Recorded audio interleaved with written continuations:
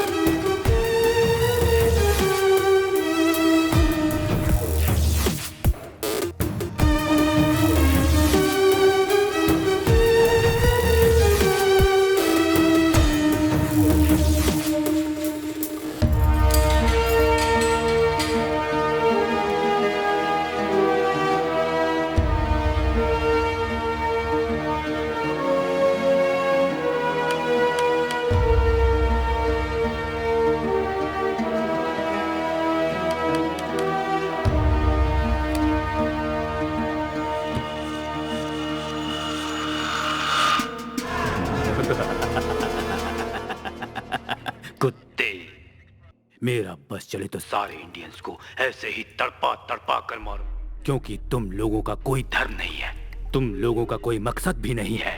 तुम सबको चुन चुन कर मारने के लिए ही मैंने ये वर्दी पहनी है। मेरे सीने में तुम लोगों के लिए सिर्फ नफरत है, सिर्फ नफरत। मेरा एक ही मकसद है, एक ही सपना है और एक ही देश है, मेरा अपना देश। मैं अपने देश का एक दिन का भी तुम्हारे हाथ नहीं लगने दूंगा। तुम लोग हमारे देशवासियों को तड़पा तड़पा कर मार रहे हो, उसका बदला मैं कैसे लूंगा जानते हो? तुम्हारे सर काट कर। जब तक यहाँ मौजूद तुम में से हर एक का सर में काट काट कर बदला नहीं ले लेता, तब तक मेरे सीने में लगी आग बुझ नहीं पाएगी और मैं चैन से सो नहीं पाऊंगा। तुम्हारे सारे साथियों को, तुम्हारे सारे खानदान को जब तक कश्मीर पाकिस्तान को नहीं मिल जाता, मैं चैन से नहीं रहने दूंगा। जिसने भी यहाँ से भागने की कोशिश की तो उसका सर काट कर एलओसी पर फेंक दूंगा। तुम्हारी जिंदगी अब तुम्हारी नहीं रही, वो मेरे हाथ की कठपुतली बन गई है। तुम्हारी मौत का फैसला अब मैं करूंगा। मैं अब तुम्हारा मालिक हूँ। आज किसकी मौत लिखी है ये जानने के लिए सब तैयार हो जाओ। सो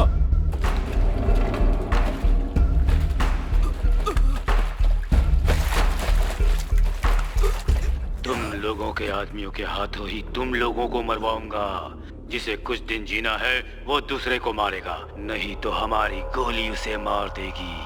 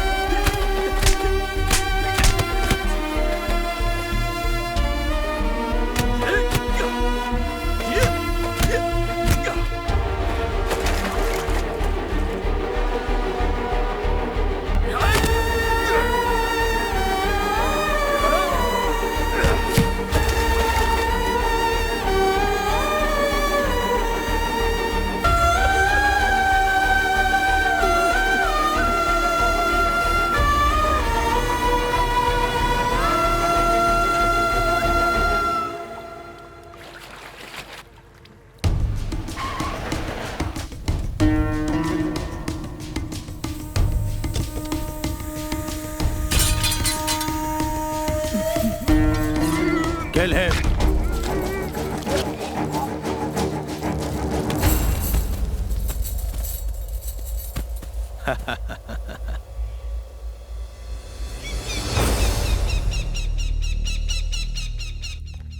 मैं तमिलनाडु के एक छोटे से गांव में पैदा हुआ। आज पाकिस्तान की एक जेल में अत्याचार झेल रहा हूं, जिसका कारण है मैं एक इंडियन हूं। मैंने पहले कभी सपने में भी नहीं सोचा था कि देश क्या होता है, लेकिन देश का सिपाही बना तो देश की कीमत समझ में आई। मैं जब छोटा था तब बहुत शैतानी करता था, किसी की नहीं सुनता था। अगर कोई कुछ समझाता तो मैं उसका उल्टा ही करता, इसलिए सबसे कमज़ोर स्टूडेंट था। टीचर्स की बातों को हमेशा मजाक में उड़ा दिया करता।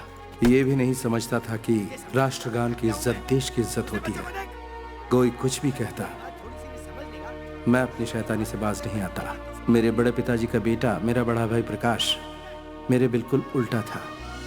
वो बहुत सिद्धांतवादी था, वो हर चीज़ में परफेक्ट था, बहुत बड़ा देशभक्त। उसके दिल में एक ही इच्छा थी, देश की सेवा करना।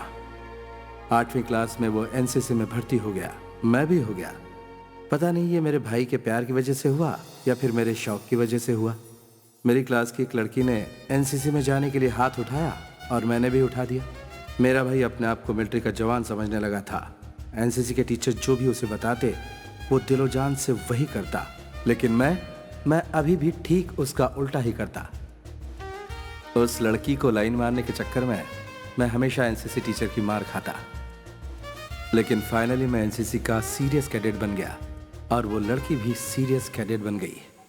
मैं किसी काम में भले ही सिंसियर ना रहा हूँ, लेकिन एक बात में जरूर सिंसियर था, दोस्तों के साथ मिलकर पूरे गांव में उधम मचाना।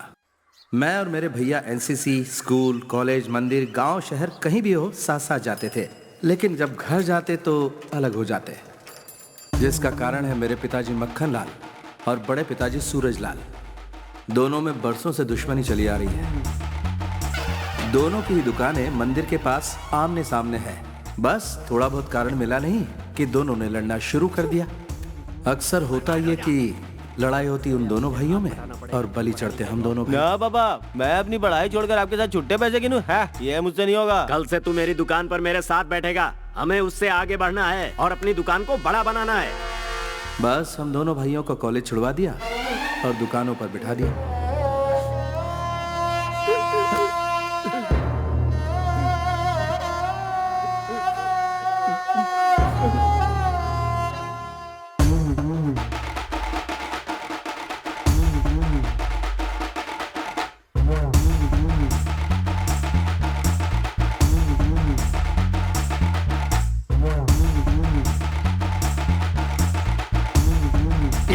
जल्दी से पहुंचा ले। कर रहा हूँ।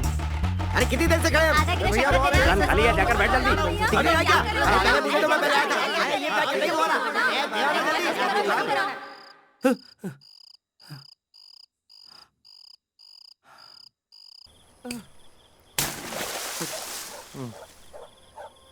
ये बोरियां उठाने के लिए कॉलेज में पढ़ाई की हमने। छोड़ना बाजू, ये गधा मजदूरी कुछ ही दिन के लिए है। कुछ ही दिनों के लिए हम लोग कश्मीर जा रहे हैं। हा? ये तो जागते हुए सपने देख रहा है। कश्मीर जा रहे हैं, वरना हमें अपनी पढ़ाई की सारी डिग्री पे आग लगा के फूकनी पड़ेगी। हम कश्मीर जाएंगे, वहाँ 12 महीने ठंड रहती है, हर वक्त कंबल ओढ़ के सोए रहेंगे। हाँ वो तो ठीक है, पर कश्मीर क्यों जा रहे हो? मल्लिका से मिलने जा रहे हो क्या? उसे जोड़ना बाजू, हम मिलिट्री में भर्ती होंगे। आप भी ना भैया, ये हमारे बस का नहीं है। क्यों? हाथ में बंदूक लेके लड़ना पड़ता है। ये पागल, लड़ाई सालों में एक बार होती है, बार बार नहीं। 1971 में एक बार लड़ाई हुई थी कि नहीं? उसके बाद कब हुई? 1999 में कारगिल युद्ध हुआ। उसके बाद कोई लड़ाई हुई क्या? पेट भर खाना खा के पूरे कश्मीर में आराम से घूमते हुए रहेंगे। अगर बीच में कोई लड़ाई हुई तो छुट्टी लेकर गांव चले आएंगे। अरे सरकारी नौकरी है भाई। तुझे मैं एक खास बात बताता हूँ, गवर्नमेंट में बहुत सारे डिपार्टमेंट हैं, लेकिन हर डिपार्टमेंट को पीने के लिए नहीं मिलता है। लेकिन एक को मिलता है, वो है मिलिट्री वाले, क्योंकि उनको सबसे ज्यादा रिस्क उठानी पड़ती है, इसलिए उन्हें पगार के साथ ड्रिंक भी मिलती है। ये ड्रिंक के चक्कर में युद्ध में ढकेल रहा है। हमें एक बोतल के लिए दुकान दुकान भटकना पड़ता है और 4 गुना ज्यादा पैसे भी देने पड़ते हैं। लेकिन उन्हें सस्ते में मिल जाती है। बहुत बढ़िया भैया, आप बहुत कुछ जानते हैं। हाँ। अगर मैंने एनसीसी ठीक से की होती ना तो मैं भी जानता। नहीं, मुझे एनसीसी वालों ने नहीं बताया। भैया एक ही रात में और कितने झटके देने वाले हैं? तुझे एक और सच्चाई बताता हूँ। हमारे घर की दीवार पे एक फोटो लगी है नागराज चाचा जी की। वो मरे नहीं, जिंदा है, बीएसएफ में है। क्या वो अभी तक जिंदा है? हाँ भाई, इसीलिए हम भी बीएसएफ में भर्ती होंगे और चाचा जी से मिलेंगे। वो मेरे गुरु हैं, मैं उन्हीं के बताए रास्ते पे चल रहा हूँ और अब मैं हुआ तुम्हारा गुरु। तुम मेरे बताए रास्ते पे चलोगे, किसी भी वक्त हमें यहाँ से निकलना पड़ेगा, तैयार रहो।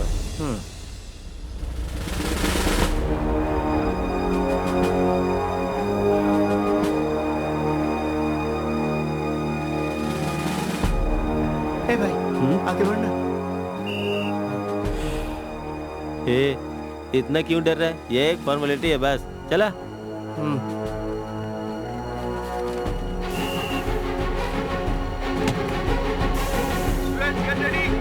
सभी लोग लाइन पे खड़े हो जाइए। जो भी डिसिप्लिन तोड़ेगा उसे बाहर निकाल दिया जाएगा। Come on, get ready.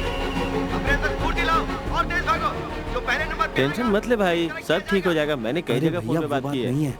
तो फिर तू ये सोच रहा है कि वॉर होगी तो क्या होगा? वो नहीं सोच रहा हूँ भैया, आपको पता नहीं शराब मिलती है, वही सोच रहा हूँ। तुम्हें मेरी बात पे डाउट हो रहा है क्या? लगता है ये कुछ और ही सोच रहा है। किसी से पूछकर कंफर्म कर लूँ क्या भैया? किससे? सर क्या है? एक मिनट इधर आइए। क्या कर रहा है? कुछ डाउट है सर, मुझे नहीं इन्हें। क्या डाउट है? यही कि वो जो वहाँ बैठे वो क्यों इंटरव्यू ले रहे हैं? वो भी बीएसएफ के ऑफिसर हैं। नहीं वो बात। तू चुप कर। तो वो खाकी ड्रेस में क्यों है? हम लोग ऑफिस में खाकी और फील्ड में फौजी ड्रेस पहनते हैं। क्यों भाई, ये क्या है? हाइट बढ़ाने के लिए। आजकल की फिल्मों में हीरो लोग भी हाइट बढ़ाने के लिए यही करते हैं। हाँ, आओ देखता बच हूँ। गए। हे, तू कुछ ज्यादा ही ओवर रिएक्ट कर रहा है। अभी शांत रह, पहले हमारा कश्मीर जाना तो कंफर्म हो जाए। नेक्स्ट। 1 मिनट 100।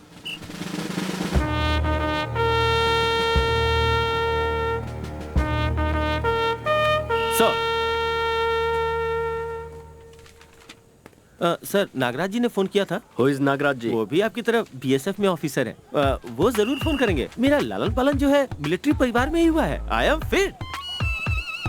वो जो पीछे खड़ा हुआ है ना, वो दरअसल मेरा छोटा भाई है। मैं जैसे नागराज जी का भतीजा हूँ, वैसे वो भी उनका भतीजा है। सर, वो थोड़ा कच्चा है, मेरे साथ उसे भी सिलेक्ट कर लीजिएगा ना। मेन लाइन में खड़े हो। Okay sir, thank you sir. Okay. Next. Hey, रुको। क्यों सर? अपना जूता उतारो। किस लिए सर? यहाँ फिल्म हीरो की तरह डांस करने आए हो क्या? सर, जूता उतारो। Sir please sir. जूता उतारने को कह रहा हूँ ना। जाओ।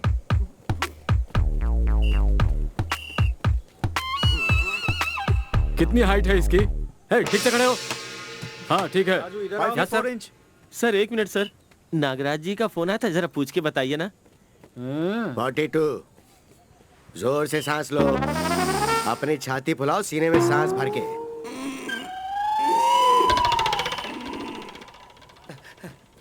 भैया कश्मीर कंफर्म है। भैया न्यूड होकर आइस में गुलाटिया खाते हुए चिल बियर पिएंगे। नहीं हो सकता। क्या हुआ? आतंकवादियों से देश को बचाने का सपना देखा था। ओए, आतंकवादियों से देश को हम बचा लेंगे, तुम जैसों से देश को बचाना बड़ा मुश्किल पड़ रहा है। जा यहाँ से। सपना टूट गया।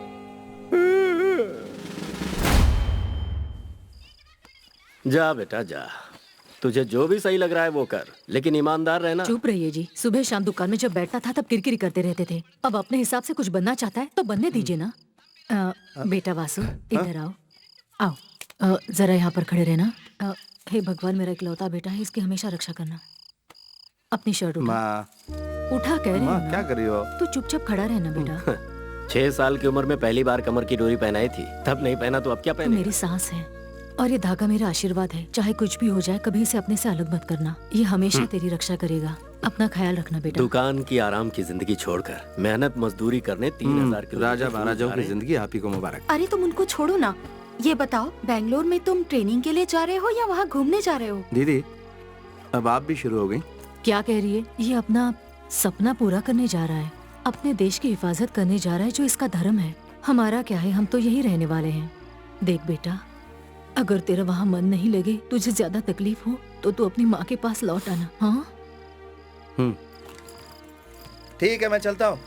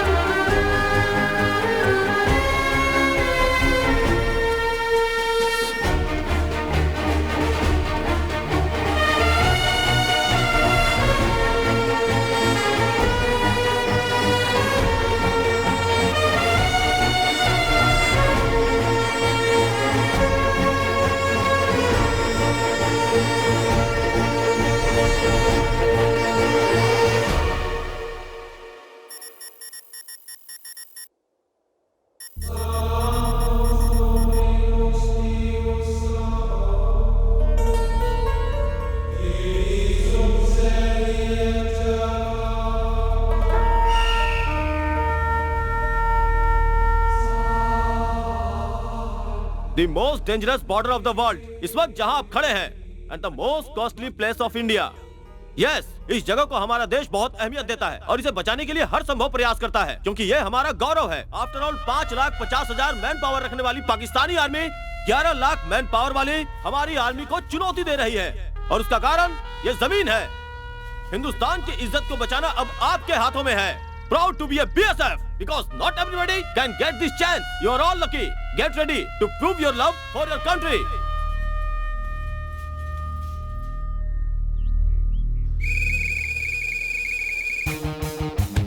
चलो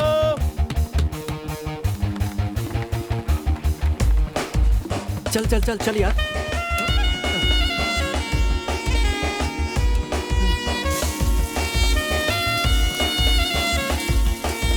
Boy, you just follow my instruction. We will do the rest. देख रहे हो, अपने में ही खोया है, पता नहीं क्या सोचता रहता है। हे वासु, चल जल्दी आ।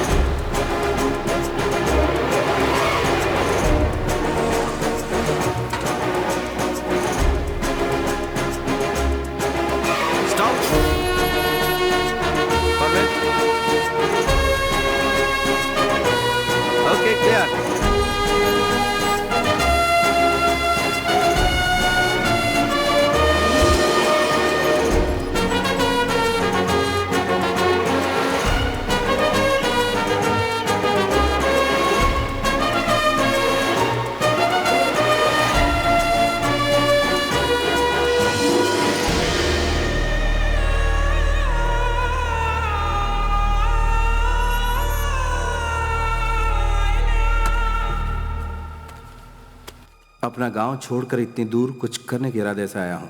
अपने माँ बाप से नाराज होकर नहीं। अपने माँ बाप से नाराज होकर यहाँ कोई नहीं आता।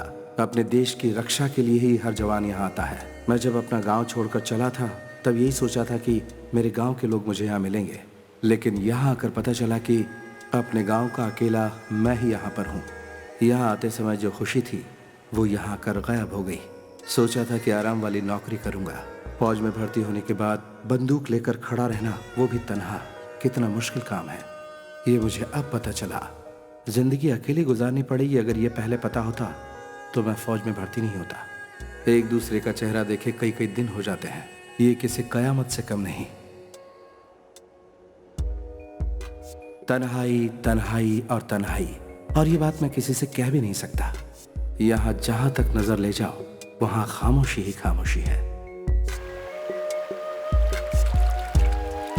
बहती नदी का पानी बहुत साफ होता है जिसे हम इस्तेमाल करते हैं, लेकिन कभी कभी उसमें धूल और मिट्टी भी मिल जाती है।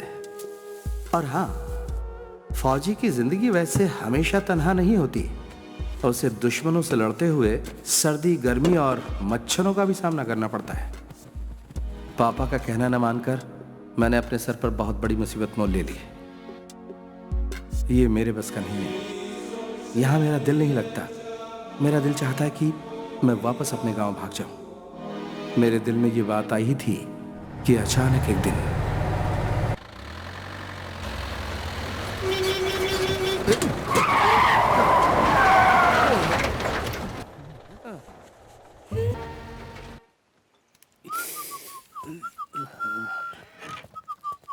अरे क्या हुआ भाई साहब? क्या भाई? हाँ? तू हमेशा गुमसुम रहता है, आज हंसकर पूछ रहा भाई साहब क्या हुआ? लेकिन हुआ क्या? चेक पोस्ट पार करते ही सलामाबाद रोड पर अचानक एक लड़की हवा की रफ्तार से गाड़ी के सामने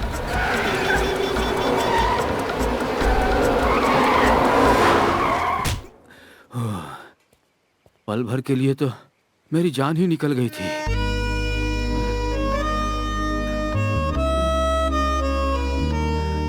लेकिन मुझ में जान आ गई थी। मेरा दिल पहले मेरे काबू में था, लेकिन उसे देखने के बाद अब नहीं रहा। तन्हाई में उससे बातें करता हूँ, उसकी यादों में खोया रहता हूँ। तन्हाई में मुझे आसपास वही नजर आती है। पता नहीं मुझे क्या हो गया। अकेले में हंसता रहता हूँ। कल तक मैं तन्हा था, आज उसकी यादें मेरे साथ हैं। स्टॉप! पता नहीं फिर कब नजर आएगी, यही सोचता हूँ। नहीं मिली तो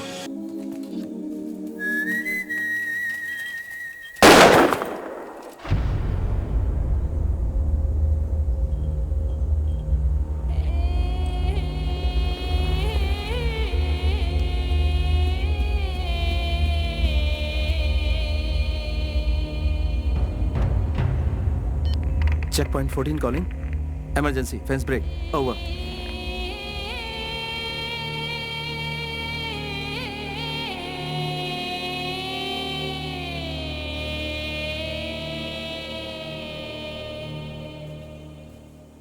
सर, क्या हुआ यहाँ पे? मेमना फेंसिंग क्रॉस कर रहा था, सामने वाले ने गोली मार दी सर। तो तुम यहाँ पर क्या कर रहे थे?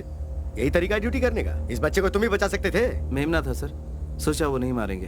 देखो, उन्हें इंसान और जानवर में कोई फर्क नजर नहीं आता है। वो हर किसी को गोली से मारना चाहते हैं। उनके मन में किसी के लिए दया भावना नहीं होती है। Be careful. Yes sir. Pick up 89, damaged fence. Inform Nagraj immediately.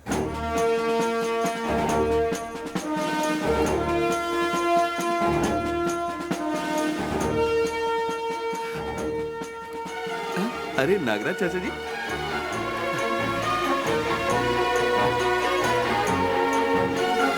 चाचा जी, चाचा जी, चाचा जी, मैं वासु, आपका भतीजा। मेरा कोई नहीं है। ये क्या चाचा जी, बरसों बाद हम लोग मिल रहे हैं और आपके चेहरे पे उदासी है। हाँ है तो क्या करूं मैं? तुम्हें गले लगाकर मैं चूमा चाटी करूं क्या? तेरे बाप ने मेरे साथ धोखा किया है और बोला है कि कभी दोबारा मुंह मत दिखाना। इसीलिए मैं तुम सबसे अपना मुंह छुपाकर तुम सबसे दूर यहाँ कश्मीर में सुकड़ सुकड़ के जी रहा हूँ। बात करता है। रुकिए, मैंने यही कहा था ना कि मुझे देखकर भी आप इतने उदास क्यों हैं? गुनाह किया? आप इतने भड़क क्यों रहे? हाँ तो भड़कूंगा, क्या करोगे? हटो। भैया ने सही कहा था कि चाचा जी जब तुम्हें देखेंगे तो पहले भड़क जाएंगे, लेकिन 2 मिनट बाद आकर गले से लग जाएंगे और बिलक बिलक कर रोएंगे। लेकिन आप तो मेरे वो चाचा दिख ही नहीं रहे। मेरे चाचा यहाँ है यही सोचकर मैं यहाँ आया था, पर मेरी सारी खुशियाँ आपने मिट्टी में मिला दी। मैं गलत था, बिल्कुल गलत था। ए, सुन, इधर आ बेटा, इधर आ। आजा। भैया ने जैसा कहा था आप वैसे ही चाचा हैं। आजा।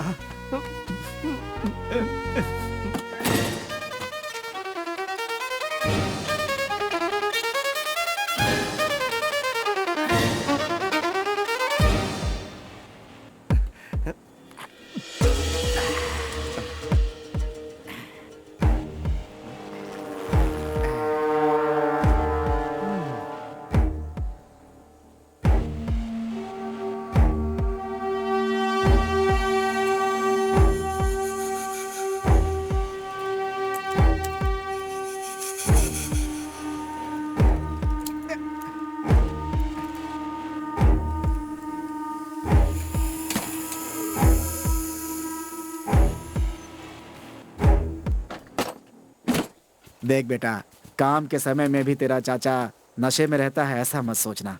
मेरा काम ही कुछ ऐसा है। बॉर्डर के फेंसिंग के पास जाता हूँ तो दिल की धड़कनें बढ़ जाती हैं, हाथ पैर कांपने लगते हैं टेंशन से। रत्ती भर भी अगर पैर उधर चला गया ना तो गए काम से। इसीलिए हिम्मत जुटाने के लिए थोड़ी सी ले लेता हूँ। ये मत सोचना कि तुम्हारा ये चाचा जंग के डर से पीता है। ऐसे क्यों देख रहा है? अरे एक बार पुराने सेक्टर में फेंसिंग ठीक करने एक जवान गया था, फिर बेचारा लौट कर ही नहीं आया। पता है क्यों? उसके हाथ से कटिंग मशीन छूट करके उस तरफ गिर गई थी, गोली मार दिया। अरे इतनी क्रूरता होती है बॉर्डर पे बेटा, जरा सी चूक हुई कि लोग अपनी जान गंवा बैठते हैं। पाकिस्तान पे कभी भरोसा मत करना। अच्छा बेटा, तुम्हारा पोस्ट कौन सा है? Frontier force, Baramulla. ठीक है, कभी फ्री होके आके मिलता हूँ। संभल के रहना। जवान। Yes sir. कल हम लोग जो ऑपरेशन करने जा रहे हैं उसका नाम है स्नेक बाइट। ये एक ट्रेनिंग है। गांव में आतंकवादी घुस के जब लोगों को अपने कब्जे में कर लेते हैं तो उन्हें नाकाम करने के लिए किस तरह हमें उन पे अटैक करना है, कल यही आपको सिखाया जाएगा। कल का ऑपरेशन सलामाबाद में किया जाएगा, एसआई की देखरेख में। स्टार्ट कीजिए। कल मेरे चुने हुए 4 जवान टेररिस्ट के रूप में गांव के किसी एक घर में घुसेंगे। Nasir. Yes sir. Vasu. Yes sir. Vishal Reddy. Yes sir. Joe Thomas. Yes sir. All जवान्स ready. Yes sir. Mister Mohammad Malik, कल सुबह इन सभी जवानों को अपने घर में रिसीव कर लीजिएगा। ओके?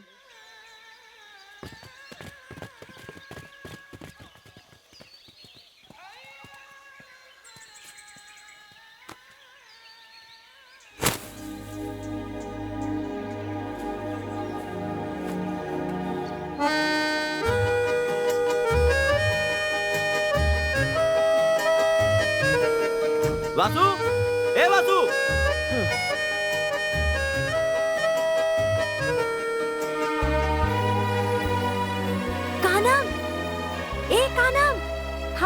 अरे जल्दी इधर आ रही हूँ। जल्दी जानती है हमारे गांव में टेररिस्ट घुस आए हैं। ये क्या कह रही है? सच कह रही हूँ, मिलिट्री वाले भी आए हुए हैं। तो सच बोल रही है? हाँ। ए, क्या हुआ? कोई दरवाजा खटखटा रहा है। रुक, मैं आती हूँ वहाँ। जल्दी आओ, जल्दी आओ। कहाँ है, कहाँ है? उधर, उधर है। ठीक है, तू उस तरफ जा। हाँ। इधर कोई नहीं है। देख।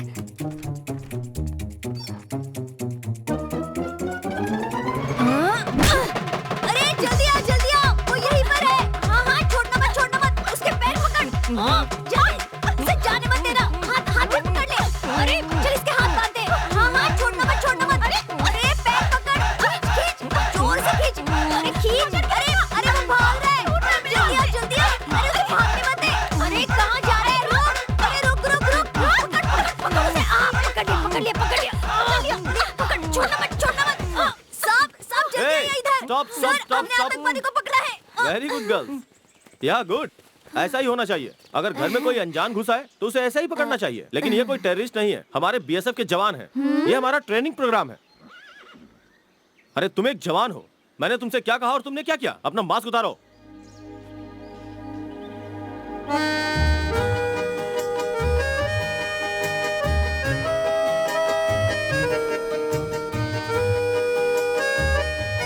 Idiot. Come on, guys.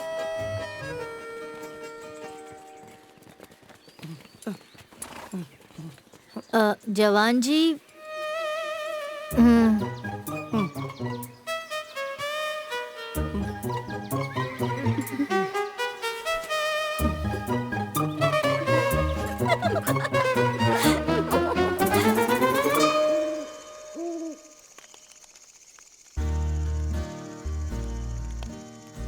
बोलिए। मेरे पिताजी, हाँ। यानी कि तुम्हारे दादाजी, हाँ। दो बीवियां थी उनकी। हाँ। दूसरी बीवी से 2 बच्चे हुए थे, एक तुम्हारे पिताजी और दूसरे तुम्हारे बड़े पापा। ये मैं जानता हूँ चाचा जी।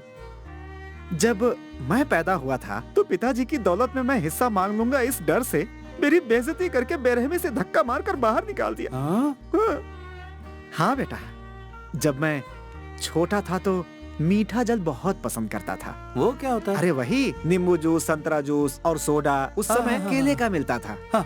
घर के पास वाली मंदिर की दुकान से हमेशा वहीं से लेकर पीता था। 500 रुपए उधार हो गए थे। चुका नहीं पाया तो दुकानदार ने मुझे दौड़ा कर पीटा था। ये बात पता नहीं कैसे तुम्हारे पापा तक पहुंच गई। उन्होंने मुझे बुलाया, बोला उधार मैं चुका दूंगा, बस तुम इस पेपर पर साइन कर दो। पता है उस पे तुम्हारे पिताजी ने क्या लिखा था? इस घर पे मेरा कोई अधिकार नहीं होगा। बच्चा समझकर मुझसे साइन करा लिया और सब कुछ मेरे हाथ से चला गया। उस समय वो 500 रुपए मेरे लिए किसी खजाने से कम नहीं थे। मैंने साइन कर दिया। ये बात पता नहीं कैसे गांव वालों को पता चल गई और लोग मुझे ताने मारने लगे कि सिर्फ 500 रुपए के लिए मैंने अपनी जमीन जायदाद सब कुछ छोड़ दी। लोगों ने मुझे धक्के मारकर गांव से बाहर निकाल दिया। किस मुंह से गांव में जाऊं मैं? अब बस कीजिए चाचा जी, वरना दिमाग की सारी नसें फट जाएंगी।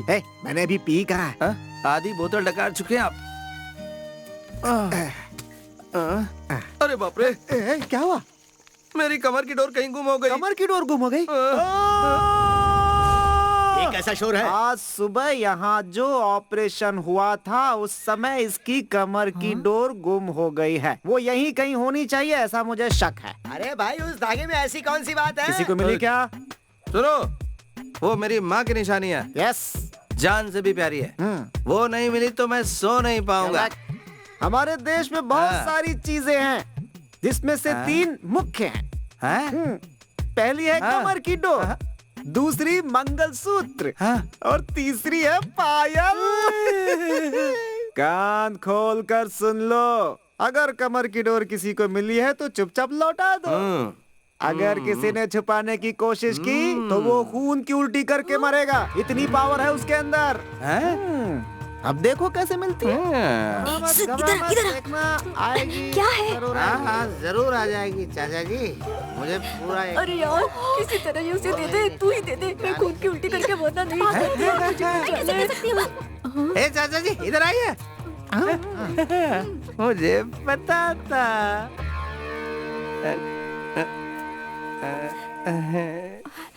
वो मेरी सहेली बहुत शरीफ है, उसे जानबूझकर नहीं लिया था। हाँ पता है पता है।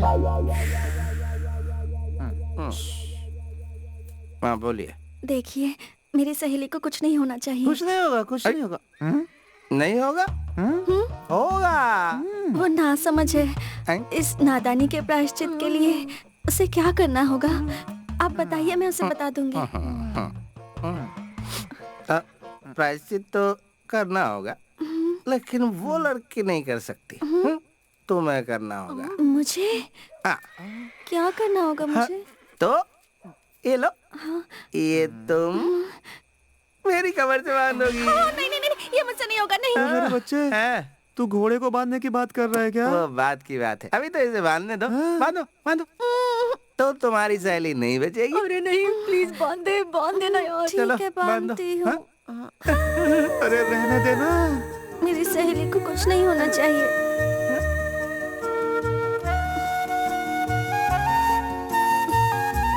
रहने दो, कोई बात नहीं, मैंने मजाक किया था। तुम्हारी सहेली को कुछ नहीं होगा। जाओ।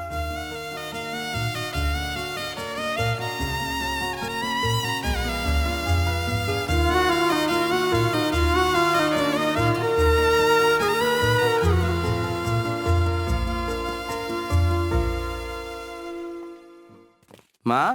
बेटा, तू कैसा है बेटा? माँ तुम कैसी हो? मैं अच्छी हूँ। अच्छा ये बता, तुम्हारे सारे दोस्त कैसे हैं? हाँ सब ठीक है माँ। और तुम्हारे वो ऑफिसर ठीक है ना? हाँ, ड्राइवर, क्लीनर, सिक्योरिटी, झाड़ू वाला, माली सब अच्छे हैं माँ। अब फोन रखूं? इतनी जल्दी क्या है बेटा? अपनी माँ से थोड़ी देर बात नहीं कर सकता? तुम्हारे फोन का मुझे इंतजार रहता है। हाँ ठीक है, बोलो। बेटा यूनिफॉर्म में अपनी एक फोटो भिजवा दे, कितनी बार बोला है? यूनिफॉर्म में फोटो खिंचवा कर भेजूं? यहाँ पर सब लोग पूछते हैं बेटा, सबको तुझे देखना है, खासकर मुत्तु स्वामी को। याद रखना, भूलना मत।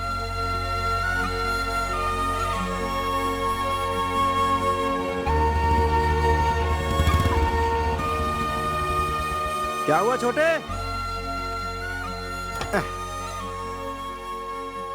क्या बात है बेटा? ड्यूटी टाइम पे यहाँ लेटा हुआ आसमान की तरफ ताक रहा है। क्यों, माँ की याद आ रही है क्या? हाँ बिल्कुल, मम्मी की याद सता रही है। हर 2 दिन में फोन करके कहती है कि फोटो भेजो अपना। फोटो ही मांग रही है ना, तो फिर खिंचवा के भेज देना उसे। फोटो भेजूं? अरे तू ऐसे बात क्यों कर रहा है जैसे अभी तू मुझे गोली मार देगा? तो फिर क्या करूं मैं? ढोल बजाऊं, बाजार में नाचूं? अरे तू इतना चिढ़ क्यों रहा है? आप नहीं जानते, वो वहाँ लड़की वालों को दिखाने के लिए मेरा फोटो मंगा रही है। मैं अपनी जगह उस लड़की का फोटो भेज दूं जिसे मैं चाहता हूँ। तेरी माँ को बुलेट का शौक लगे ना लगे, तेरे बाप को बॉम्ब का शौक जरूर लगेगा। जो भी हो। तो अब एक काम कीजिए चाचा जी, कहीं से भी एक अच्छे से फोटोग्राफर को वहाँ ले जाइए जहाँ वो मिली थी। कौन? वो कश्मीरी लड़की है क्या? यस। रहने दे बेटा, वो एरिया अनजान एरिया है, इतनी आसानी से किसी पे भरोसा नहीं कर सकते। इसीलिए कहते हैं बड़ों के साथ बैठकर कभी नहीं पीनी चाहिए। एक गिलास अंदर गया और एडवाइस देनी शुरू कर दी। नहीं बेटा, उन लोगों के साथ तेरी जमेगी नहीं। नहीं चाचा जी, वही लड़की तो मेरी जिंदगी है, आप समझते क्यों नहीं? हाँ लेकिन अब आपको कुछ भी बोलने की जरूरत नहीं है। शाम को एक फोटोग्राफर को लेकर सीधे वहाँ पहुँच जाइए, ठीक है? हाँ। कश्मीरी ड्रेस में बहुत खूबसूरत लग रही है चाचा जी। मेकअप कुछ ज्यादा कर लिया है बेटा। ठीक है, जा जा। फोटोग्राफर कहाँ है? इधर आ। ये फोटोग्राफर है? यही तो फोटोग्राफर है। कैमरा निकालो, हमारी फोटो खींचो। देखा कितना बढ़िया चमकाता है। जाओ फोटो खिंचवाओ। ये मुझे दीजिए। मेरे पीछे आओ।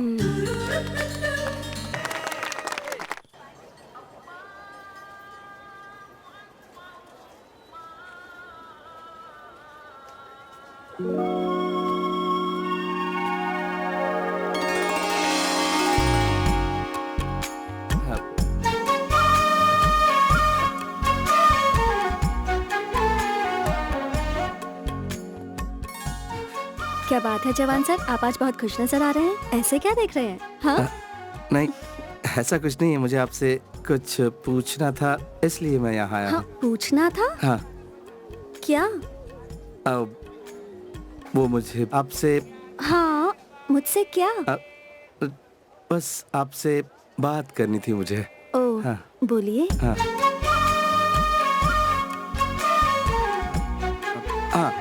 मेरा नाम वासु है। वासु? हाँ। मेरा नाम कारम, मुझे पता है। मेरे लिए आप काजल है। हाँ, कल आपने बहुत बढ़िया डांस किया था। हाँ? हाँ। आप बहुत ऊंचे लेवल की डांसर हैं। हाँ, लगता है कुछ ज्यादा ही बोल वैसे दिया। आप भी बहुत अच्छे खिलाड़ी हैं। हाँ? बहुत जल्दी पहचान लेते हैं।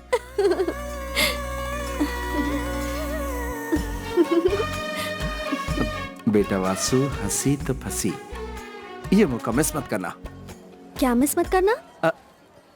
वो बस ऐसे कह दिया। मौसम बहुत सुहाना है ना। आज जब मैं आया था तो मुझे अच्छा नहीं लगता था। लगता था यहाँ से भाग जाऊं। फिर सोचता था रुक जाऊं। बहुत ही कंफ्यूज था, फैसला नहीं कर पा रहा था। आखिर फैसला कर लिया, मैं रुक गया। इतने कंफ्यूजन में क्यों रहते हैं? पसंद नहीं आ रहा तो आप अपने गांव क्यों नहीं चले जाते? इंसान को हमेशा उसका दिल और दिमाग जो कहता है उसे वही करना चाहिए, तभी उसे खुशी मिलती है। अपना मन मार के एडजस्ट करके जिंदगी गुजारने लगे तो उसे कभी खुशी नहीं मिल पाएगी। हेलो, मैं यहाँ अपने मन को मार के नहीं जीऊंगा, खुशी खुशी जीऊंगा। बहुत खुशी खुशी। हाँ, ऐसी कौन सी खुशी मिल गई? हाँ, अब इससे कैसे समझाऊं? अब तुम जो मुझे मिल गई हो। आप क्या बड़बड़ा रहे हैं? थोड़ी देर और यहीं रुक जाओ ना। थोड़ी देर का मतलब कितनी देर? अब दिन भर। नहीं, पूरा साल।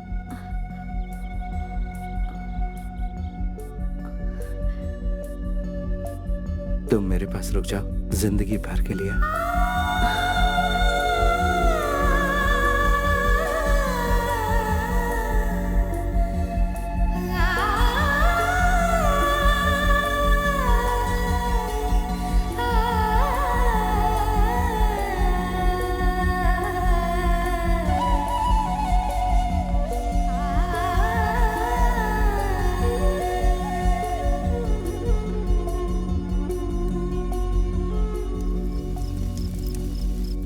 जोजो।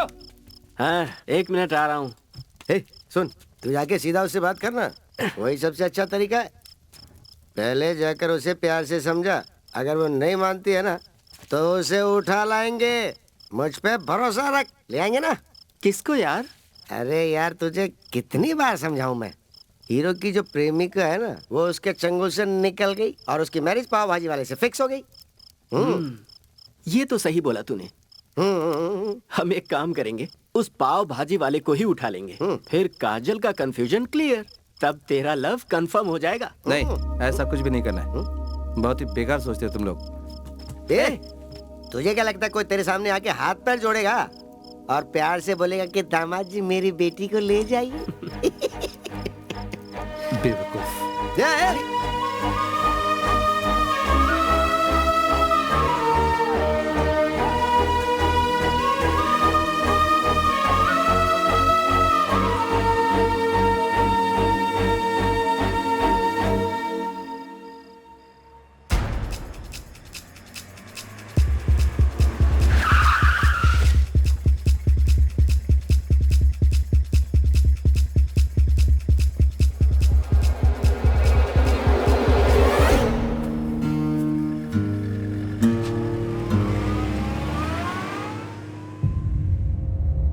और कितने दिनों तक हम इस तरह से खामोश बैठे रहेंगे? वो एक एक करके हमारा सर काटता जा रहा है। अब हम और खामोश नहीं रह सकते। ऊपर से आने वाले किसी ऑर्डर का इंतजार नहीं करेंगे। हमें ही अब कुछ न कुछ करना होगा। एक इंडियन सिर के बदले पाकिस्तान के 10 सिर कटने चाहिए, तभी उन्हें पता चलेगा कि हम क्या हैं। बॉर्डर के किसी भी पाकिस्तानी को हम नहीं छोड़ेंगे। हमें अपनी वीरता दिखानी होगी।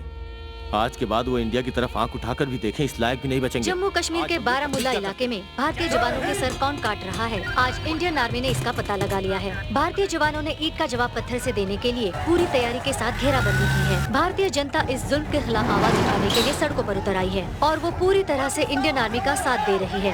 पाकिस्तान संभल जाओ का नारा लगाते हुए जगह जगह मोर्चा निकाला जा रहा है। देश के रक्षा मंत्री जवान, आप लोग ऐसी सिचुएशन कई बार फेस कर चुके हैं। कर्फ्यू के वक्त एंटी सोशल एलिमेंट्स बाहर निकल कर आते हैं और ऐसे मौके पर हमें बहुत ही एक्टिव और सतर्क रहना पड़ता है। पब्लिक को बचाना हमारी मेन ड्यूटी है और उन्हें सेव करते हुए दुश्मन का सामना करना भी हमारी ड्यूटी है।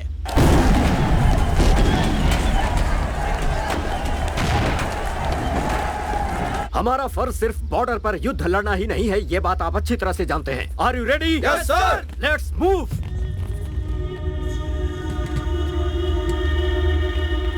Vasu, sir, what happened?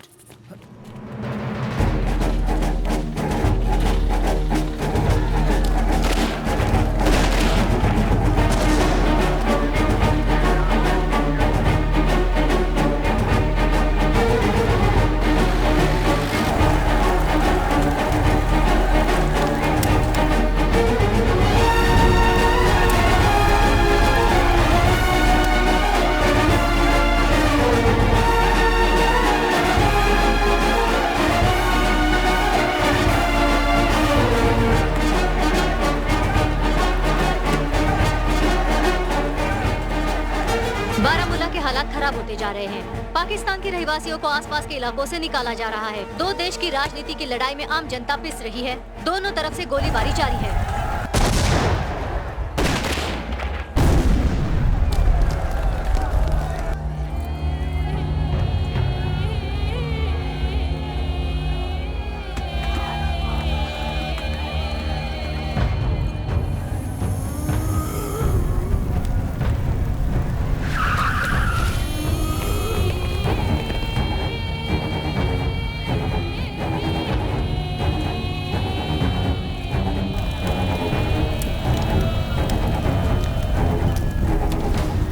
दहशत के माहौल से हर कोई अपना घर बार छोड़कर दूसरे इलाके में पलायन कर रहा है। पूरे इलाके में अफवाह को फैलने से रोकने के लिए प्रशासन हर संभव प्रयास कर रही है। स्थिति अभी भी चिंताजनक है।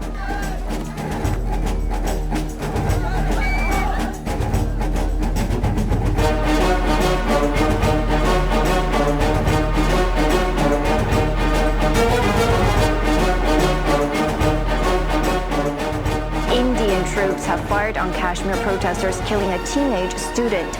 It comes on the second day of violent clashes in the disputed Himalayan region. Now, according to police, a boy was killed when security forces...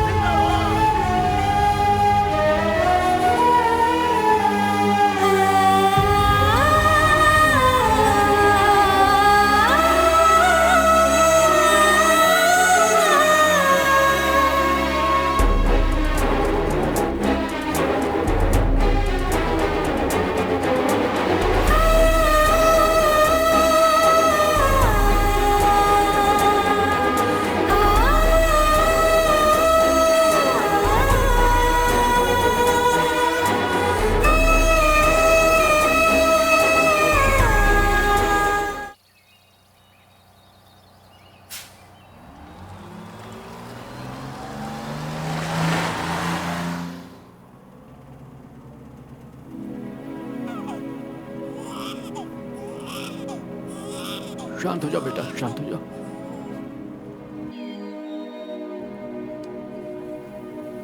मेरे पापा यहाँ इंडिया में शॉल का बिजनेस करते हैं और मैं भी बिजनेस के लिए यहाँ पर आई थी। और तुम पढ़ाई के लिए यहाँ आई थी? नहीं, मैं अपने दादा से मिलने आई थी। मेरी दादी पाकिस्तान में है। मेरी दादी पहले मेरे दादा के पास ही रहती थी। दोनों देश की लड़ाई की वजह से परेशान होकर दादी ने दादा से कहा कि आप इंडिया छोड़कर पाकिस्तान में आकर सेटल हो जाइए। लेकिन दादा के लिए ये बिल्कुल मुमकिन नहीं था। उन्होंने मना कर दिया। फिर मेरे मम्मी पापा के साथ मेरी दादी मुझे पाकिस्तान ले गई और दादा यहीं रह गए। पहली बार जब दादी गई थी तब मेरे पापा सिर्फ 12 साल के थे।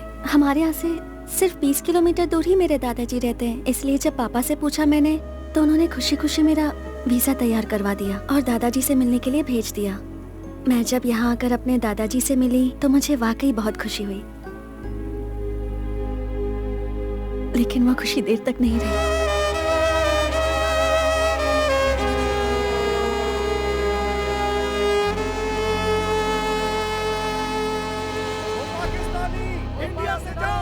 पाकिस्तानी इंडिया से जाओ, ओ पाकिस्तानी इंडिया से जाओ, ओ पाकिस्तानी इंडिया से जाओ, ओ पाकिस्तानी इंडिया से जाओ, ओ पाकिस्तानी इंडिया से जाओ। रुको रुको, क्या कर रहे हो?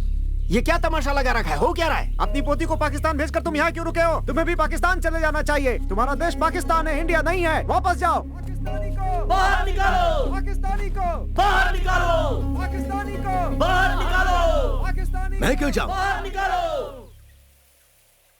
किस लिए जाऊं मैं?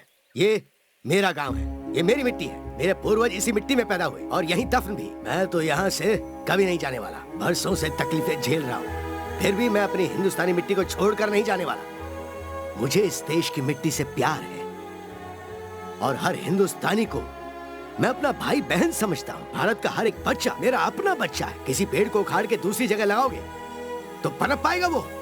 50 बरस से ज्यादा बीत गए हैं, लेकिन ये मसला आज भी ज्यों का त्यों है। इतने बरसों के बाद मेरी पोती मिलने आई थी, उससे मिलके बहुत खुश हुआ, लेकिन अफसोस मेरी खुशी ज्यादा दिन नहीं रह पाई। उसे मजबूर होकर यहाँ से जाना पड़ा। अब वो यहाँ नहीं आ पाएगी और आई तो मेरा नसीब, पता नहीं तब तक जिंदा रहूं या ना रहूं। दोबारा मैं मेरे अपनों से कब मिल पाऊंगा?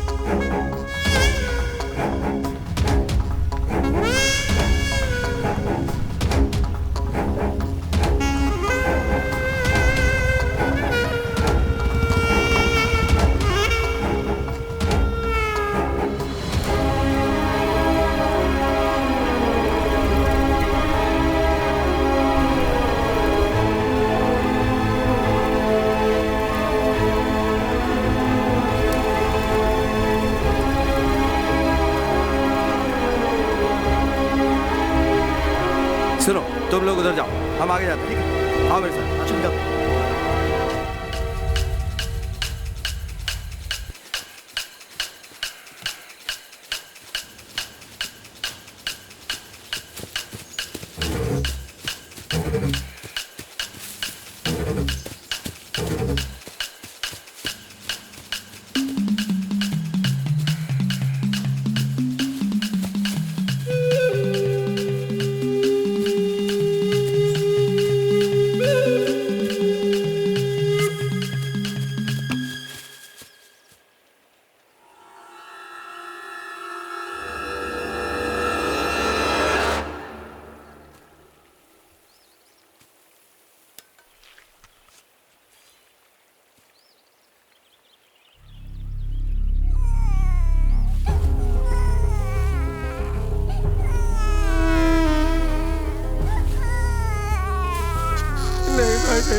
हम पे रहम करो, हमें मत मारो।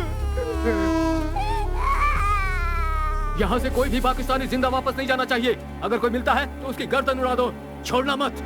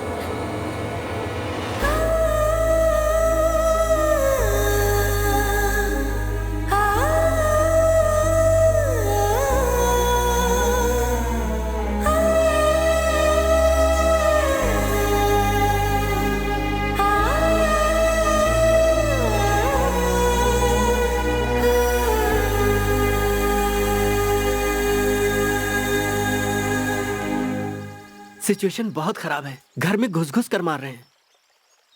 एम्बेसी में मेरा फ्रेंड है, मैं उससे बात करता हूँ। सिचुएशन नॉर्मल होने तक एम्बेसी बंद रहेगी, ऐसा उसने कहा था। तब तक समझदारी से कदम उठाते हुए हमें इस प्रॉब्लम को सॉल्व करना होगा। किसी बड़े ऑफिसर से बात करके भिजवा सकते हैं। मुश्किल है। पासपोर्ट, वीजा या किसी प्रूफ के बिना अगर हम पुलिस के पास जाएंगे तो ये मैटर नॉन अवेलेबल होकर के और भी पेचीदा हो जाएगा, समझे? ये बेचारी फंस जाएगी। तो फिर अब क्या करें चाचा जी? आप लोग प्लीज इतनी टेंशन मत लीजिए। किसी भी तरह मैं अपने गांव वापस पहुंच जाऊंगी। यहाँ से सिर्फ 4 किलोमीटर दूर ही बॉर्डर है, वो किसी तरह क्रॉस कर लूंगी। फिर वहाँ से 16 किलोमीटर दूर ही मेरा घर है। बस एलओसी तक आप मेरी हेल्प कर दीजिए। बॉर्डर एरिया पे सिक्योरिटी बहुत टाइट है, तुम कैसे क्रॉस कर पाओगी? यहाँ डर डर के जीने से बेहतर है किसी तरह मैं छुपते छुपाते बॉर्डर क्रॉस करके निकल जाऊँ। मैं 20 किलोमीटर पैदल चल लूंगी। बॉर्डर क्रॉस करना इतना आसान नहीं है, तुम समझती क्यों नहीं हो? मुझे अपने गांव वापस जाना है, प्लीज। हे, इधर आ।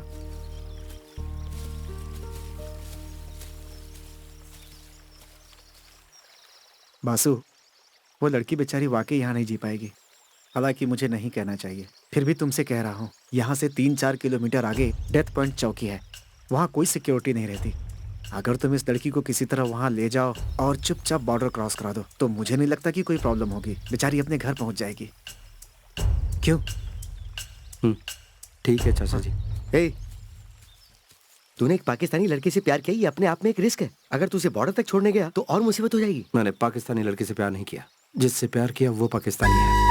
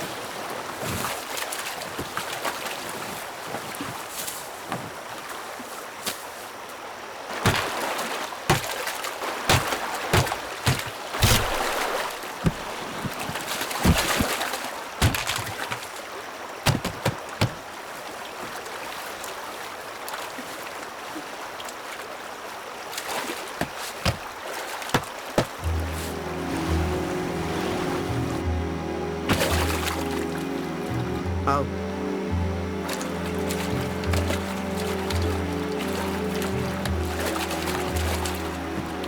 ध्यान से। अब तुम जाओ वासु, मैं यहाँ से अकेली चली जाऊंगी। नहीं, मैं चलूंगा। तुम जाओ वासु, मैं नहीं चाहती तुम पर कोई मुसीबत आए। मैं चली जाऊंगी वासु। देखो, इस समय 7 बजे, मैं 8 बजे तक वापस आ जाऊंगा, मुझे कोई प्रॉब्लम नहीं होगी। मेरा दिलो दिमाग कह रहा है कि मैं तुम्हारे साथ चलूं, इसलिए आ रहा हूं। ठीक है?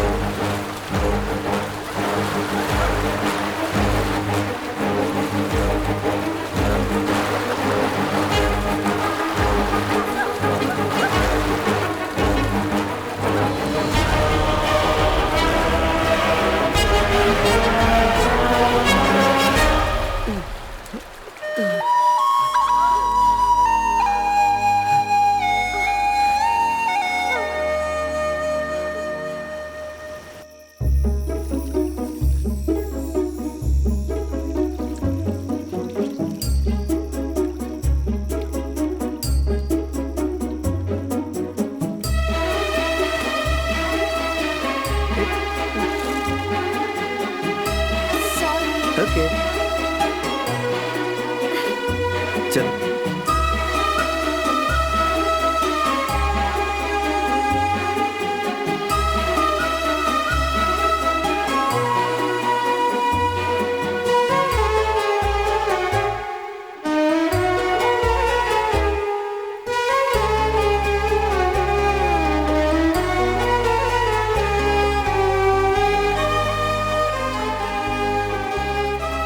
ये बताओ, यहाँ से तुम्हारा गांव कितनी दूर है? सिर्फ 8 किलोमीटर है। 8 किलोमीटर? चलो हम दोनों रेस लगाते हैं। हाँ? हाँ, हम जल्दी पहुंच जाएंगे। चलो। हाँ। रेडी, 1 2 3।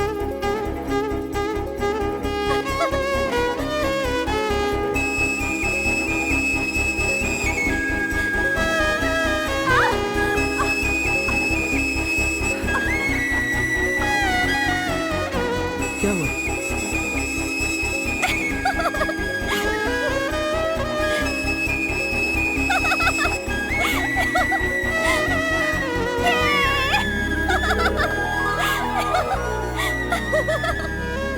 तुम्हारा दिमाग तो ठीक है ना? बिल्कुल ठीक है। जानते हो, तुमसे आगे आगे चलने की मेरी एक बहुत बड़ी वजह है, ताकि तुम आगे चलकर रास्ता भटककर किसी गड्ढे में गिर न जाओ।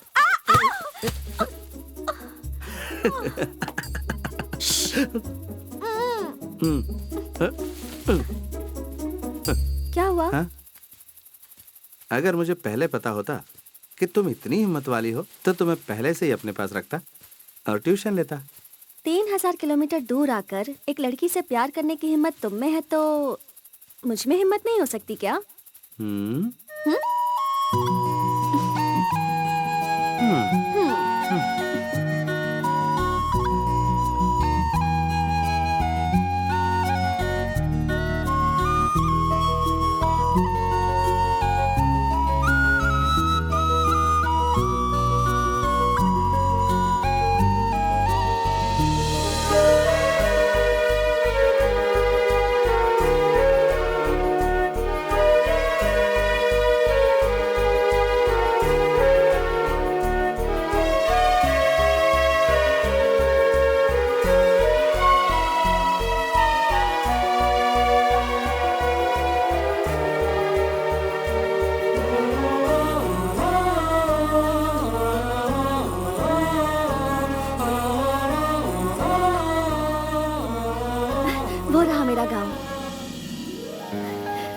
मस्जिद के ऑपोजिट जो घर दिख रहा है ना, वही मेरा घर है।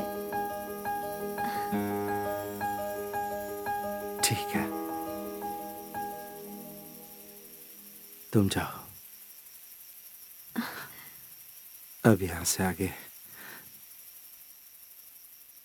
मेरी जरूरत नहीं रही।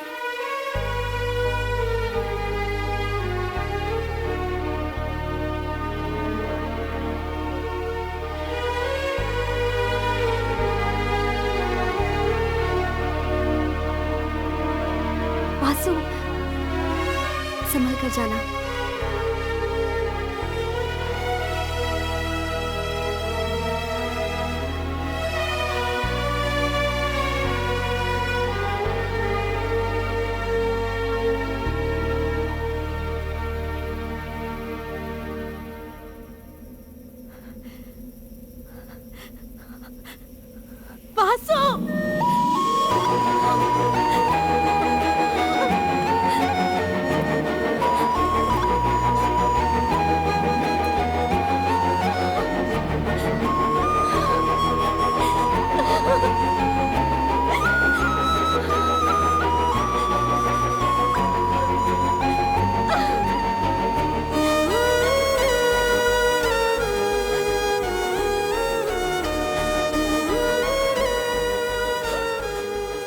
फिर कभी मुलाकात हो पाई?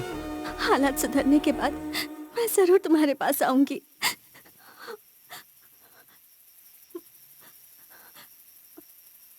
मेरे घर तक चलो ना वासु, तुम्हें मम्मी पापा से मिलवाना है।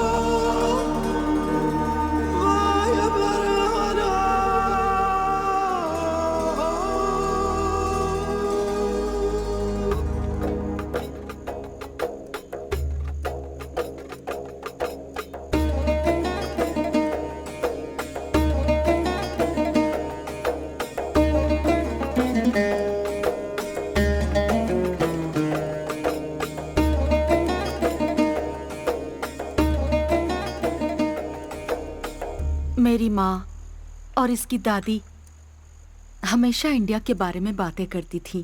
मेरे जेठ, मेरी ननद सब बातें करते थे। यहाँ कदम रखने वाले तुम पहले इंडियन हो बेटा।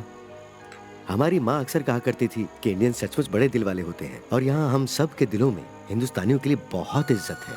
दोनों देशों के सियासतदानों ने हम सब के दिलों में दूरियां पैदा कर दी।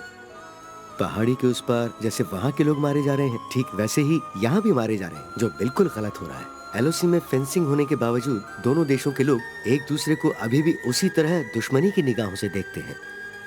बेटा, हमारी बेटी हमारे पास सही सलामत पहुंच गई, हमें बहुत खुशी है। इसी तरह तुम भी अपने माता पिता के पास सही सलामत पहुंच जाओ, यही हमारी दुआ है। अब मुझे इजाजत दीजिए, सुबह होने से पहले मुझे एलओसी क्रॉस करनी है। मैं भी तुम्हारे साथ चलता हूँ, कहीं तुम रास्ता ना भटक जाए। रहने दीजिए, मैं चला जाऊंगा, रास्ता मैंने देख लिया है। बेटा, हालात सुधरते ही मैं इंडिया आऊंगी। मुझे तुम्हारी माँ से मिलना है। तुम्हारे जैसे होनहार और हिम्मत वाले लड़के के परिवार से मिलकर मुझे बहुत खुशी होगी। जिस दिन आप इंडिया आएंगी उस दिन मैं अपनी माँ से आपको जरूर मिल पाऊंगा, ये मेरा वादा है आपसे। अब मैं चलता हूँ, नमस्ते।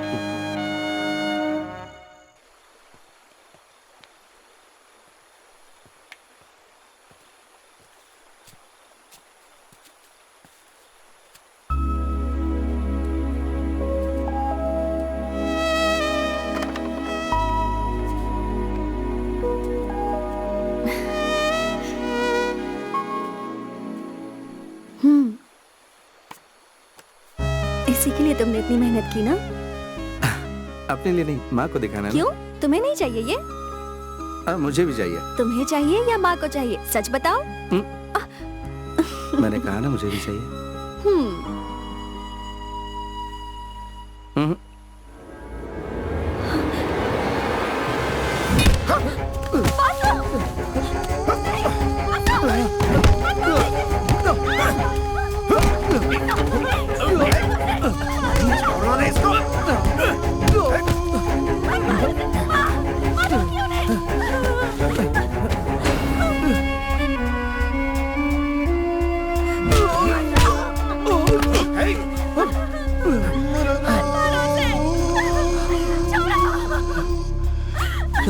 छोड़ो मुझे, छोड़ो, छोड़ो। पापा, उनसे कहो उसे छोड़ दे। प्लीज पापा, बासु, बासु, बासु,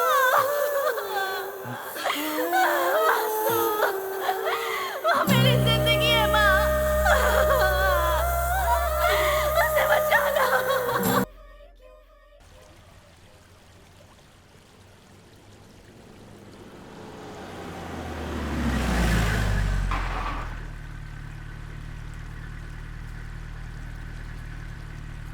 उस मैरिज इनविटेशन का क्या हुआ?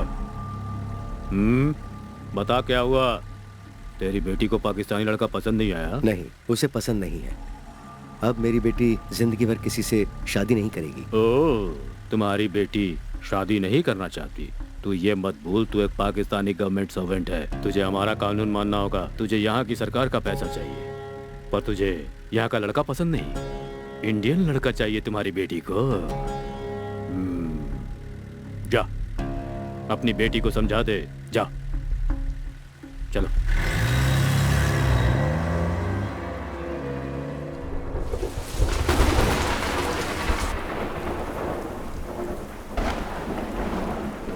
हमारे ऊपर यहाँ जो अत्याचार हो रहा है वो हमारी गवर्नमेंट को पता है कि नहीं? कैसे पता चलेगा? आज तक यहाँ की जेलों से कोई जिंदा लौट पाया है क्या?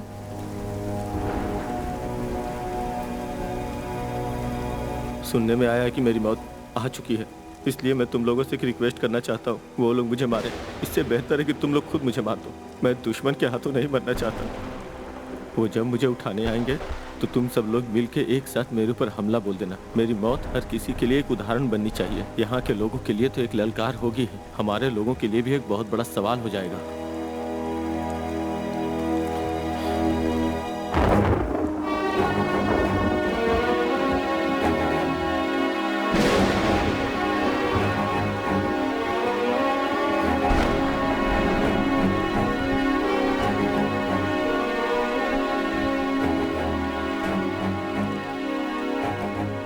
तूने उस लड़की से प्यार अपनी मर्जी से किया है। इंडिया के लोगों ने तुझसे क्या क्या आस लगा रखी होगी, ये तो तुझे पता ही है ना। लेकिन तेरा सपना है कि तू भले ही अपने परिवार या देशवासियों से ना मिले, लेकिन अपने प्यार से जरूर मिले। सही है ना?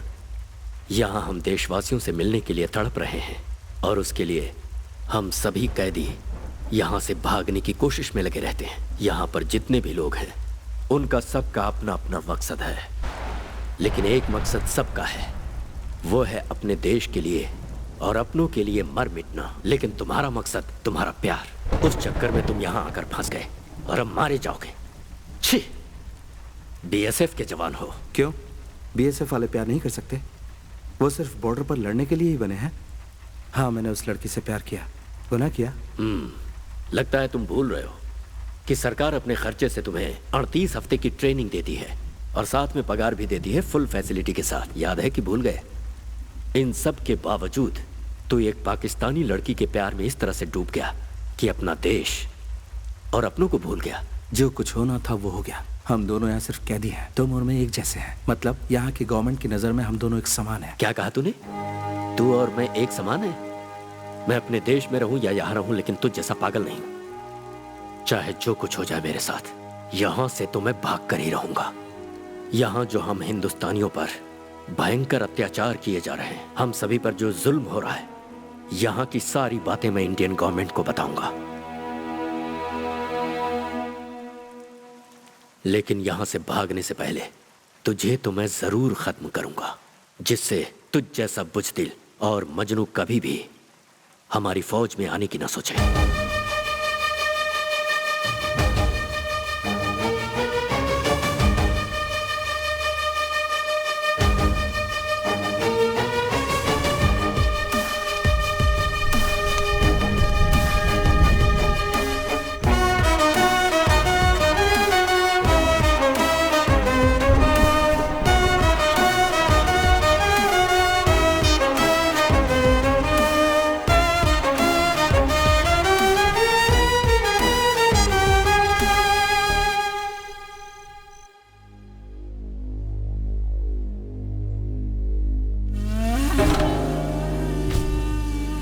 जब तक वो जिंदा है मेरा मकसद पूरा नहीं हो सकता। ये तो तुम लोग जानते ही होगे ना कि आज किसका सर जाने वाला है।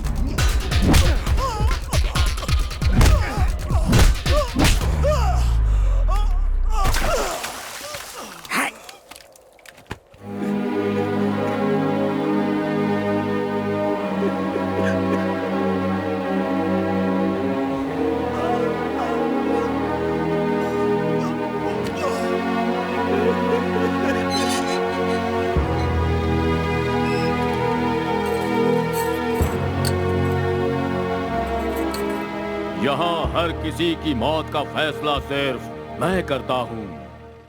अब तेरी बारी है।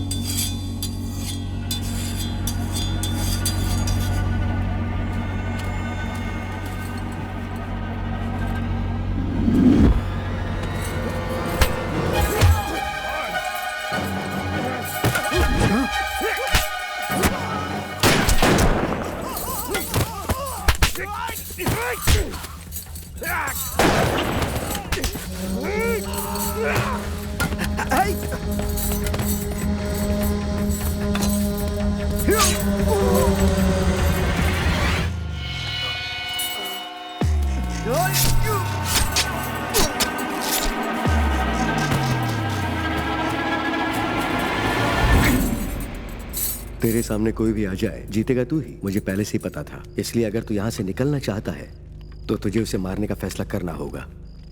मेरी 12 साल की बेटी को नई जिंदगी इंडिया में ही मिली। यहाँ के डॉक्टर्स ने लाख कोशिशें की पर वो फिर भी कुछ नहीं कर पाए। आखिर में इंडिया के डॉक्टर्स ने उसके हार्ट का ऑपरेशन करके उसे एक इंडियन हार्ट लगा दिया और नई जिंदगी दी। तभी मैंने फैसला कर लिया था कि किसी इंडियन की जान बचाने के लिए अगर मुझे अपनी जान भी देनी पड़े तो मैं पीछे नहीं हटूंगा। तो किसी हालत में एलओसी के पार नहीं जाना चाहिए। जहां भी दिखे उसे वहीं भून दो और सिर काट के एलओसी के पार फेंक दो। जब तक वो जिंदा है मुझे सुकून नहीं मिलेगा। और वो लड़की गद्दार है, उसे कितना समझाया पर वो नहीं मानी। किल हर।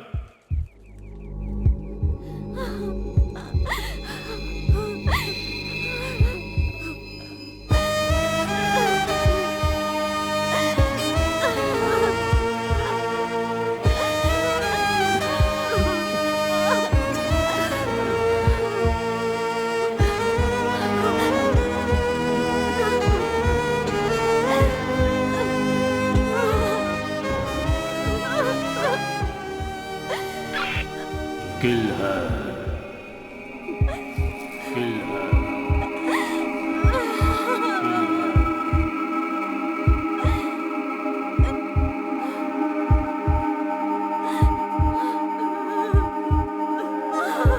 क्या हुआ? उसका बाप सामने आकर खड़ा हो गया सर। अगर उसे कोई बचाने सामने आए तो उसे भी खत्म कर दो। Okay sir.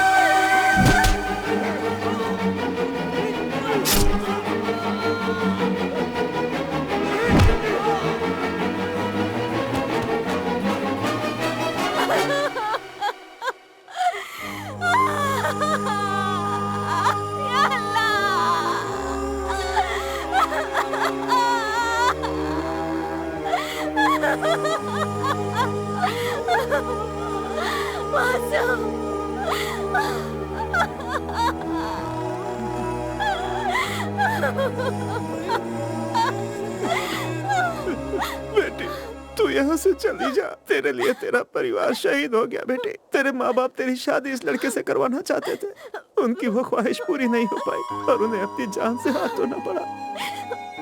तो इसका हाथ थाम ले बेटी, खुदा के वास्ते तू यहाँ से चली जा। तेरे परिवार को अल्लाह जन्नत नसीब करे। अल्लाह के वास्ते तू यहाँ से चली जा बेटी, चली जा बेटी, चली जा।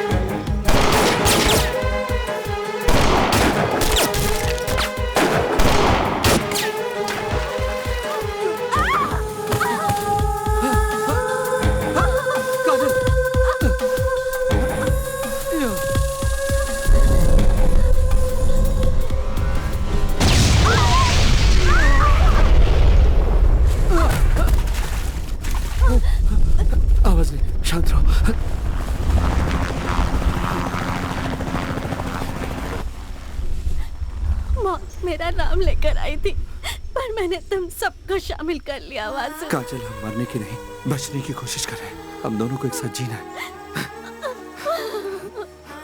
मुझे मर जाने दो वासु। मरने का नहीं, जीने का हौसला रखो। मुझे जिंदा नहीं छोड़ेंगे, मुझे नहीं जीना है वासु।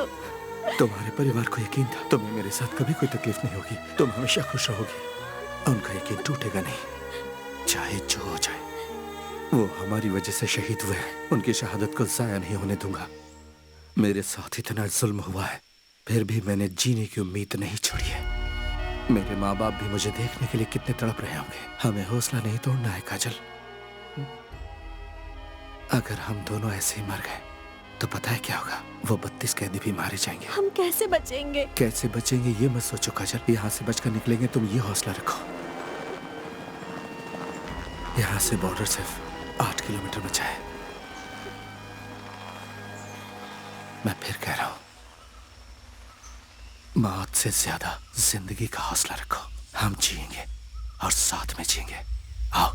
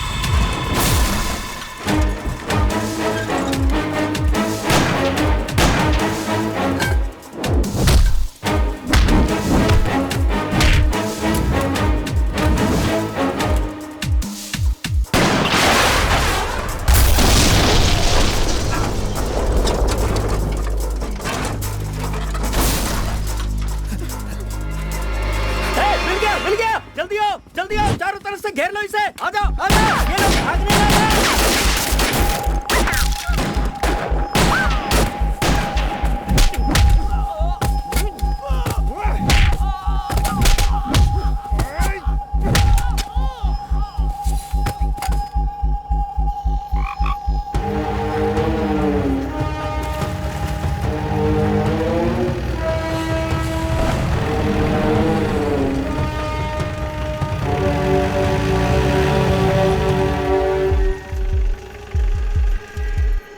सर, बोलो। हम लोग फॉरेस्ट के अंदर एंटर हो चुके हैं और सब तरफ सर्च कर रहे हैं। वो बॉर्डर की तरफ गया होगा और वो अकेला नहीं है, साथ में वो लड़की भी है। किसी भी सूरत में वो जिंदा नहीं बचना चाहिए। Yes sir.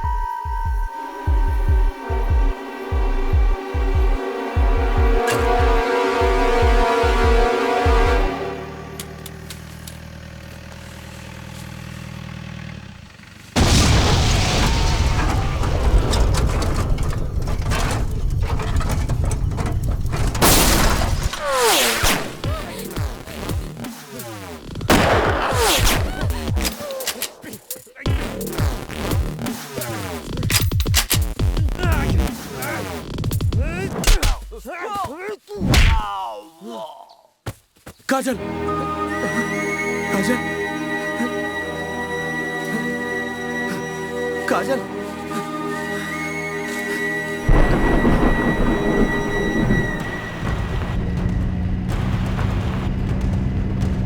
जनाब, मैं अल्ताफ मलिक बोल रहा हूँ। हाँ बोलो। वो लड़की हमारे कब्जे में है।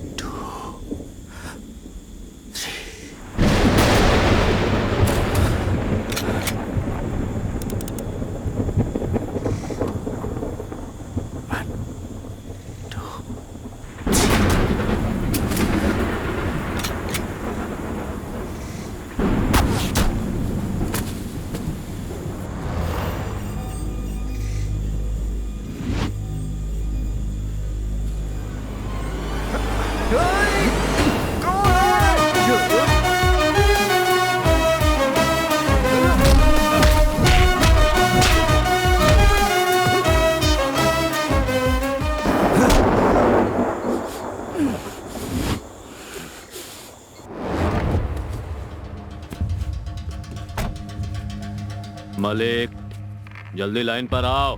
मलिक,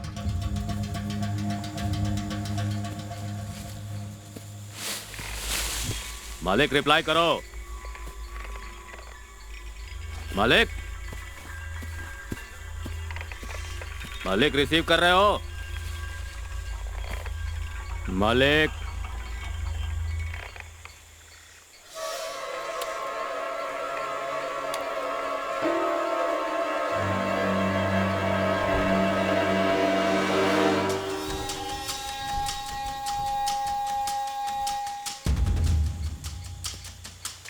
क्या है?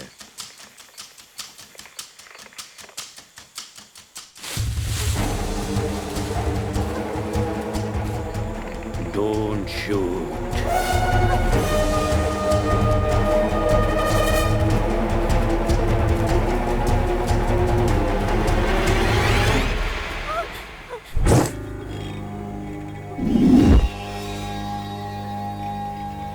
आजा इंडियन बीएसएफ वाले, पाकिस्तान में इंडियन आया।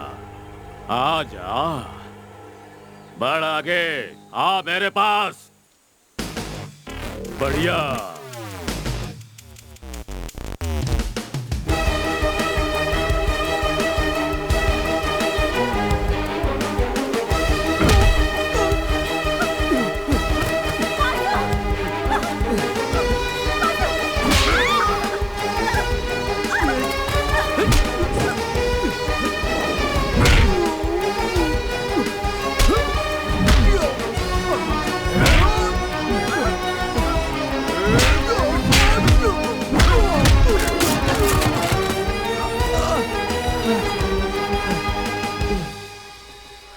पाकिस्तानियों से लड़ने की लोग सोचते भी नहीं हैं। हमसे लड़ना मौत से लड़ना है, और मैं हूँ तुम्हारी मौत। हाँ, लड़ मुझसे, कम ऑन।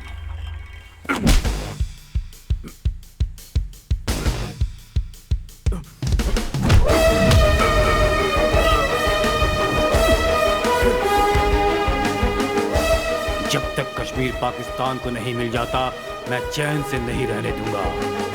जब तक मेरे जैसे वीर जवान जिंदा है, तुझे भारत से एक दिन का भी नहीं मिलेगा।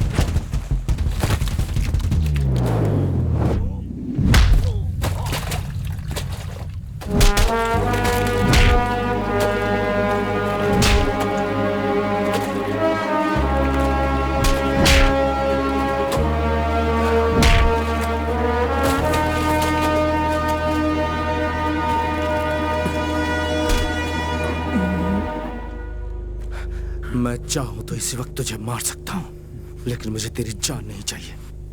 मुझे इंडिया जाना है, और अगर अब तू मेरे रास्ते में आया तो मैं तेरी लाश पर से गुजरूंगा। मुझे जिंदा छोड़कर गए तो भी तुम इंडियंस को यहाँ पाकिस्तान में कोई भी रहमदिल नहीं समझेगा।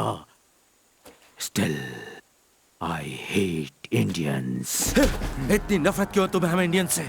हम पाकिस्तानियों को सुकून तब मिलेगा जब इंडिया खत्म हो तुम जैसे मरेंगे तब जाकर तुम्हारे देश को सुकून मिलेगा। दुनिया का कोई भी देश कभी नहीं चाहता कि वो अपने पड़ोसी से दुश्मनी करे। आज अगर India, Pakistan, Israel, Palestine, north Korea, south Korea दुश्मन बनकर एक दूसरे से लड़ रहे हैं तो उसकी वजह सिर्फ तुम जैसे लोग हैं।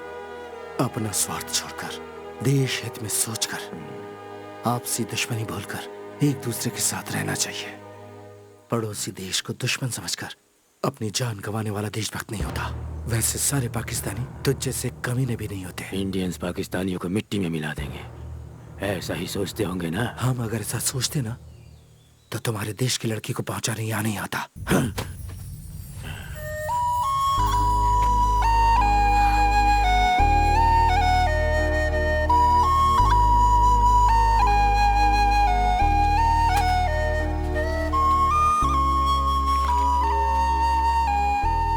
पाकिस्तान से बरसों से चली आ रही दुश्मनी को एक तरफ करके दोनों देशों ने आपस में मिलकर एक ऐसी संधि बनाई है जिसमें एक दूसरे के देश में कैद दोनों देशों के कैदियों को रिहा कर दिया गया। अपना वादा निभाते हुए भारत ने अपने जेल से 23 पाकिस्तानी